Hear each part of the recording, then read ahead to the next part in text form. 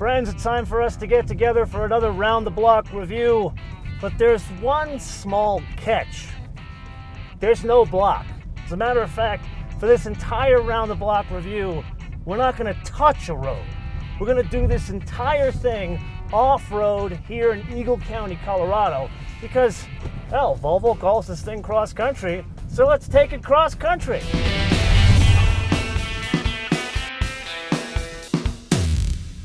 Let's get started here. I always like to start with pulling power. I think in this one we're going to put pulling power aside, and we got to go back to that ground clearance thing we talked about in the tech review of this very car. So just to kind of get your bearings straight, we just shot the tech review of this 2017 V60 Cross Country up at Piney Lake here in Eagle County, Colorado. So we're going to drive this thing back to Interstate 70 on the dirt road.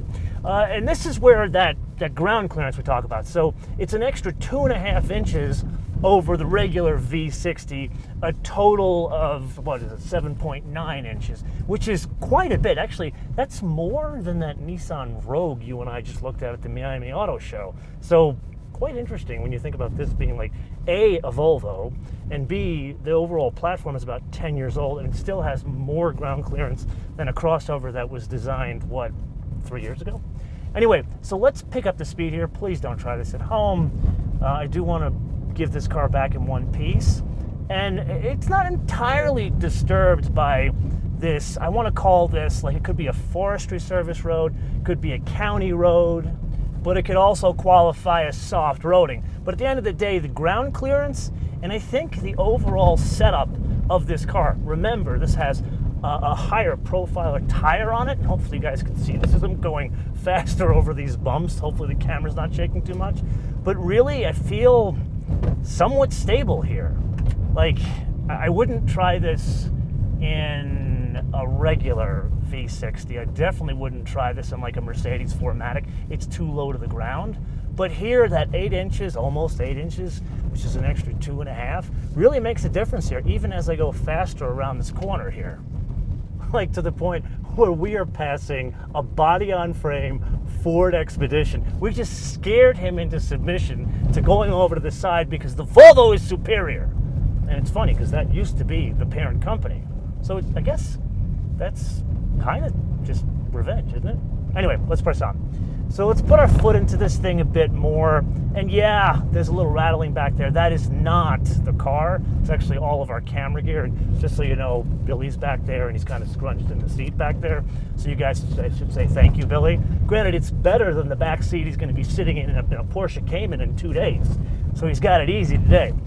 So let's put our foot into this thing. Man, this is kind of fun, I gotta tell you. If I lived up here, and I will at some point, if I lived up here, I would definitely take this thing up here more often.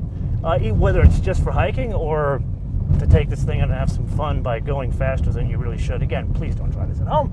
So let's talk about pulling power as we slightly do an incline here. We talked about this engine in God knows how many Volvo films. Let's actually see if we can push this thing around the corner faster.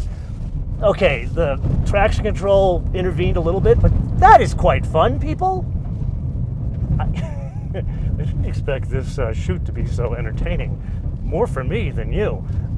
Anyway, back to pulling power up a hill here. So we've talked about this engine a couple of times now. We've done it in the XC90, the S90, the V90, and now it's finally made its way to the 60s. And that's really the big difference here is these engines. They've mapped the engines to the 90 series. They call it the cluster in Swedish speak. And it works incredibly well. And am I going around corners faster than I should? But here's a situation where the actual road surface is uneven. And we're not talking about crossing train tracks. We're not talking about like dips or some sort of like potholes like in New York City where I'm from. But this is rocks, dirt, low traction, and there's still plenty of pulling power here. Granted, I'm exaggerating the whole situation here. You really shouldn't be going this fast on this road here, but I'm doing this for science, people. Science. So here's another situation. We go around a corner a little bit faster, and yeah, there is some stability and traction control there, but at the end of the day, it's still very stable going around that corner. So just as an aside, we passed a sign here that said highway legal vehicles only. I think that qualifies for us.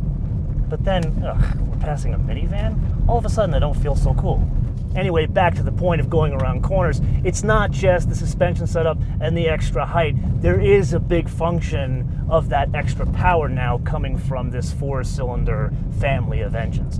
So let's put that aside and let's focus on the interior. This is no different than that XC60 we drove up from Denver Airport to Vail, and we did in that Ask MotoMan segment. And just as an aside, if you have not seen our Ask MotoMan series, basically what it is you guys asking me questions, and I try to answer the questions with the parameters that you have given me, like what car should I buy based on, where do I live, how long am I going to keep it, and what am I doing with it, or what do I think about a certain topic. And those questions I try to answer as if I were approaching the situation, or what would I do. And you can get those questions in using the hashtag AskMotoManTV, AskMotoManTV, all one word, and send it to us via Twitter, Facebook, or Instagram, and I'll pick those up, and maybe your question will be answered on camera here.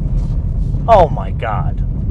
Look at this. Actually, you can see Vail Mountain just past these trees here, but I've told you this before. This is like Switzerland in that, not that it's just mountains, it's, you go down a road like this, now granted this is not really a road, or you go down like a hiking path, and you see this stunning vista, you're like, oh my God, it can't get more beautiful than that. And then sure enough, we just took a turn, and it is even better than the last one. Anyway, let's go back to the interior here. We talked about this in that XC60 episode. So this is the same dashboard, all that kind of stuff. And if I'm completely honest with you guys, it's old. There's no other way to put it. It's old.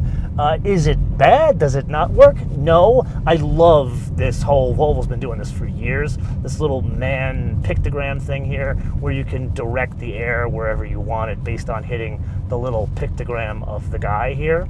And I shouldn't be doing that as there's a huge cliff over there. Anyway, as we go around this curve with this, again, stunning vista, it just doesn't have as much like bells and whistles. Yeah, it's got all the safety stuff that you would see in other Volvos, but none of like that pilot assist thing, the autonomous driving that's not in any of the 60 series, and no Apple CarPlay or Android Auto. So let's put all of that aside, and I think we've proven the point that this cross-country thing kind of works, and it works pretty well off-road, a really soft road. Okay, so as we come around a bit of an S-curve here, little feedback for you guys. So we talk about all the different things about the 90 episodes. You and I have the conversation back and forth in the comments. And you guys left a lot of comments, especially on that V90 episode. But over the past year and a half, starting with the XC90, well, it turns out I've gotten to know a bunch of the engineers, obviously designers with Tisha, we love Tisha, and especially the program manager of the 90 series cars. Great car guy, Stefan. Turns out he reads all your comments. So this is the guy kind of running it from a business perspective, and his background as an engineer. He's reading what you guys have to say about the 90. So here we have an unusual opportunity in that they're still developing the 60. So instead of the usual questions like would you choose that one or this one or what does this compete with, let's come up with a wish list for the future 60 series. Now, I know that the design is probably locked in, and definitely the architecture that it's on is way locked in. Believe it or not, they developed that 8 years ago.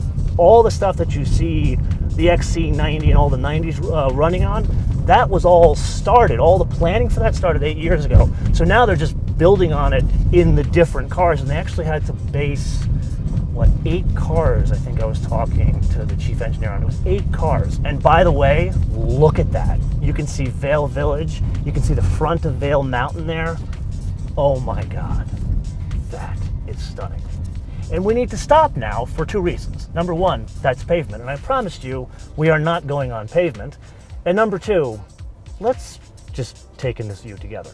So, the question is not a question, it is a wish list. What do you want to see in a coming 60 series product? It could be individual things like more technology, more safety stuff, or it could be, well, I want it to look like this. Let me know in the comments below or via our social media, MotoManTV all one word, MotoManTV all one word, Facebook, Twitter, and Instagram. And with that, I want to leave you with 2 things. Make sure you download our fancy new mobile application, which you can download for free from Apple iTunes, or Google Play if you have both. I have both types of phones. I have an Android and 2 iPhones, but that's more behind the scenes. Don't need to bore you with that. And number 2, a fun fact. So just to kind of give you an idea here, we are on the north side of Interstate 70 here. This is the sunny side of the Vail Valley over here. So the reason why the ski mountain is over there is because it snows more over there. So like this morning, there was snow on the top of the peaks where we were doing the reveal for the V90. And by about, I want to say 1 o'clock, the snow, probably was more like hail, the snow, it melted on the top. And that's because there was more direct sunlight hitting this portion of the valley. And you can see it better here because you can actually see that this is really, it's actually high desert. So you need to focus on your hydration strategy up here. Anyway, that's probably the last shoot we're going to do in the amazing Vail Valley.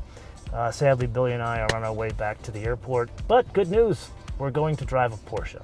So maybe that'll cushion the blow. Until I see you next time, bis später.